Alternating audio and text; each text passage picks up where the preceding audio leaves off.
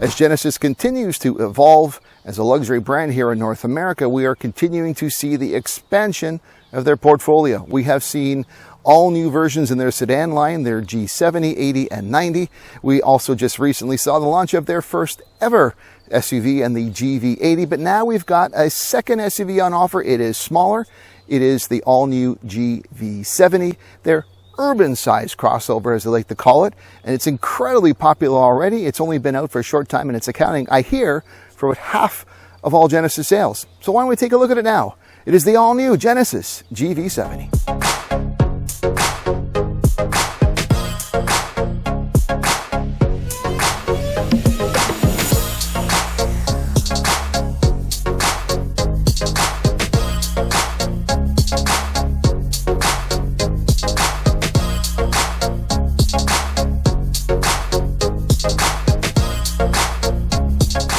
Under the hood of this GV70 unit that I'm testing is their 3.5 liter turbocharged engine that puts out 375 horsepower and 391 pound-feet of torque.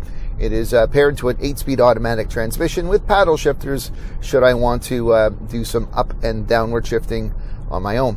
Now, it is not the only powertrain. There is, of course, a 2.5 liter turbocharged 4-cylinder as well. That one puts out 300 horsepower and 311 pound-feet of torque. I would think that for a vehicle of this size, if you wanted to just be on the more efficient side, the 300 horsepower in a 2.5 liter turbocharged is certainly more than enough. So if these engines sound familiar in this GV70, it's because they're the same that are in the GV80. Now, given that the GV70 here is smaller and lighter than its larger mid-sized GV80 cousin, and because of that, you would expect the performance aspect of this engine to be better here, and it is. The 0 to 100 kilometer an hour acceleration time for this GV70 is said to be about basically 5.1 seconds. For my American watchers, 100 kilometers is basically 62 miles an hour. So if you're doing a 0 to 60, it would probably be closer right on to 5 on the dot. If I remember correctly, the same numbers for this GV80, I believe, are 6.3 seconds or something like that. So definitely faster. So I'm going to give it a try. We have different drive modes here. I have it in Sport Plus, not normal or anything like that. It's in Sport Plus. We're getting the maximum output. So let's just give it a whirl and see what this 0 to 100 feels like. Okay, here we go. Way is clear, and boom.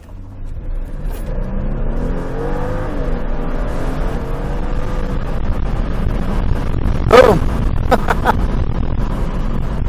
That was, had the windows down. That was pretty good. Pretty rapid. It's fun.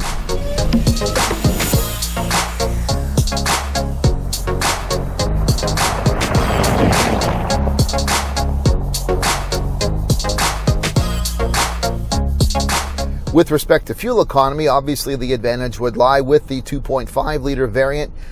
Its combined fuel economy number is 9.7 liters per 100 kilometers, which works out to 24.3 US miles per gallon. By comparison, this 3.5 liter V6 that I'm driving has a combined fuel economy rating of 11.6 liters per 100 kilometers, and that converts to 20.3 US miles per gallon.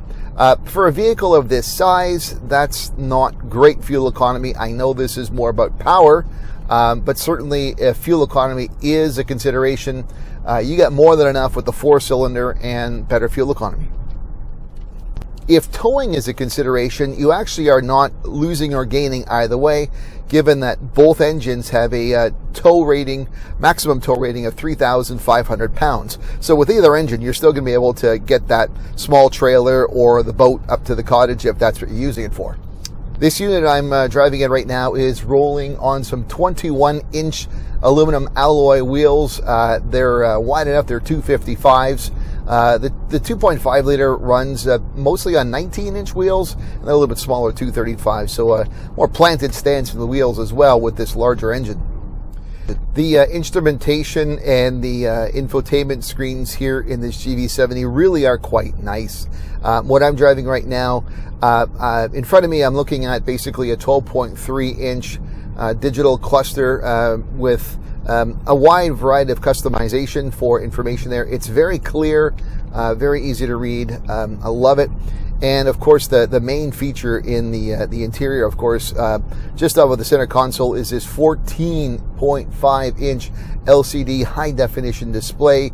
It is where you'll get all of your controls for your infotainment, for your climate, for navigation, and settings. You can access the massage features on the chairs. You can access the interior lighting and the ambient lighting. It is really a great system. And on your center stack here in the GV80, I found that the sort of the touch point knob that they use was kind of finicky. It's the same basic concept with the 70 here, but I find that this sensory touchpad where you can swipe and also use sort of physical gesture or pushing and pulling it on the sides is I just like it a little bit better. It seems to be a little less finicky, a little easier to understand. The climate display system here as well is a little bit different in terms of its overall aesthetic. Has a different look to it. A little bit more on the minimalist side compared to the 80, but I like it. It's very sleek with proper and appropriate tactile touch points. So, I mean, you have tactile points for your volume controls and for buttons such as map and navigation and radio. There's always going to be the ability for tactile touch, even with your temperature controls. Too often we get into these vehicles and it's all, just flat touch points. And there are issues with that. So I'm glad to see that all of the necessary and essential controls, you do have the ability, obviously, to control through, the wheel or through the center screen, but also additionally through tactile touch points, which is very important to me. This 3.5 liter Prestige trim level is also equipped with the 18 speaker Lexicon stereo system. The premium system has surround capabilities. It really is a rich sounding system. Take a nice country drive like I'm doing today, put the right tunes on your phone, your smartphone, play it in there, or stream something. You've got your Sirius AM FM, you've got Apple CarPlay, you've got Android Auto, whatever it is that works for you, but it's a great system and it sounds wonderful. The only thing I'll complain about, and this is a real minor thing, of course, because not everybody still listens to AM radio, but the AM reception in this vehicle really is poor. I know it's a minor detail, but for myself and for others, there still are stations on AM that matter to us for traffic reports, live sports, things like that. So it really does sound pretty crappy on the AM, but otherwise it's a great system.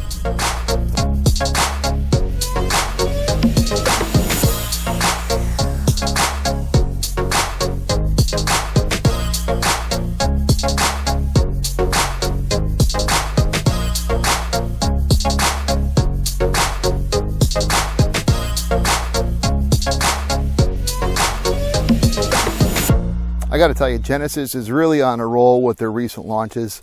This GV70 really hits a lot of the marks. It is a well-designed, well-performing, luxurious, attractive, all-around great urban crossover. I really think the Europeans have got to be worried, if they're not worried already, because Genesis keeps pumping out vehicles like this. And pretty soon we're all going to see these portfolio vehicles jumping into electrification, because that's coming really soon. You're going to have a really formidable lineup that was once really not even considered much of a threat. I really think this is a great vehicle, this GV70. I think those who take it for a test drive are going to instantly realize that this is something worth considering, and at a better price point too than any of the mainline vehicles that they're trying to compete against. Well, that's it for this review. I hope you enjoyed it. I'm Eric Novak. Thanks for watching. There's plenty of ways for you to keep connected with me, so check out some of my social media links, suggested videos, and I'd really love it if you subscribe to my YouTube channel.